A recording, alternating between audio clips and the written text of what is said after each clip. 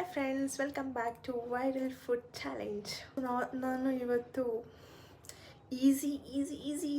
ಈಸಿಯಾಗಿರೋ ಒಂದು ರಸಮ್ ಮಾಡೋದು ಹೇಗೆ ಅಂತ ಹೇಳ್ಕೊಡ್ತೀನಿ. ಇದಕ್ಕೆ ನಿಮಗೆ ಸ್ಟವ್ ಹಚ್ಚಬೇಕು ಅಂತ ಇಲ್ಲ ಅಥವಾ ಏನು ಮಾಡಬೇಕು ಅಂತಿಲ್ಲ. ಜಸ್ಟ್ ನಿಮಗೊಂದು 2-3 ಮಿನಿಟ್ಸ್ ಇದ್ದರೆ ಈ ರಸಮ್ ಮಾಡ್ಕೋಬೋದು. ಫಸ್ಟ್ ನಾನು ಒಂದು ಮಿಕ್ಸಿ ಜಾರ್ ತೊಗೊಂಡಿದ್ದೆ. ಇದಕ್ಕೆ ಸ್ವಲ್ಪ ಆನಿಯನ್ಸ್ ಹಾಕ್ಕೊಳ್ತಾ ಇದ್ದೀನಿ. ಆಮೇಲೆ ಗ್ರೀನ್ ಚಿಲ್ಲೀಸ್ ಒಂದು 2 ಹಾಕ್ಕೋಬೇಕು.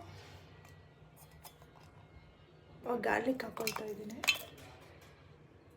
ಸ್ವಲ್ಪ ಬ್ಲ್ಯಾಕ್ ಪೆಪ್ಪರ್, ಜೀರಿಗೆ, ಸಾಲ್ಟ್.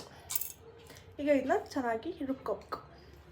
ಸೊ ಈಗ ಇದಾಗಿದೆ. ನಿಮ್ಮ ಮನೇಲಿ ಯಾವತ್ತಾದರೂ ಗ್ಯಾಸ್ ಖಾಲಿ ಆಯಿತಾ ಅಥವಾ ಟೈಮ್ ಇಲ್ವಾ, ಆವಾಗ ನೀವು ಈ ರಸಮನ್ನ ಟ್ರೈ ಮಾಡಲೇಬೇಕು. ನಾನು ಒಂದು ಬೌಲಲ್ಲಿ ಸ್ವಲ್ಪ ನೀರು ತಗೊಂಡಿದ್ದೀನಿ. ಅದಕ್ಕೆ ಒಂದು ಲೆಮನ್ ಸೈಜು ಹುಣಸೆಹಣ್ಣು ಹಾಕ್ಕೋಬೇಕು. ಈಗ ಈ ಹುಣಸೆಹಣ್ಣು ಫುಲ್ ಪಿಚ್ಕ ಮಾಡ್ಕೋಬೇಕು. ಆಗಿದೆ. ಈಗಾಗಲೇ ರುಬ್ಕೊಂಡಿದ್ದಲ್ಲ ಆ ಮಸಾಲಾನ ಇದಕ್ಕೆ ಹಾಕ್ಕೋಬೇಕು.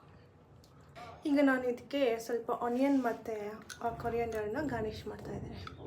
ಸೊ ಇಷ್ಟೇ, ನಮ್ಮದು ರಸಮ್ ರೆಡಿ ಆಯಿತು. ಎಷ್ಟು ಸಖತ್ತಾಗಿರುತ್ತೆ ಗೊತ್ತಾ.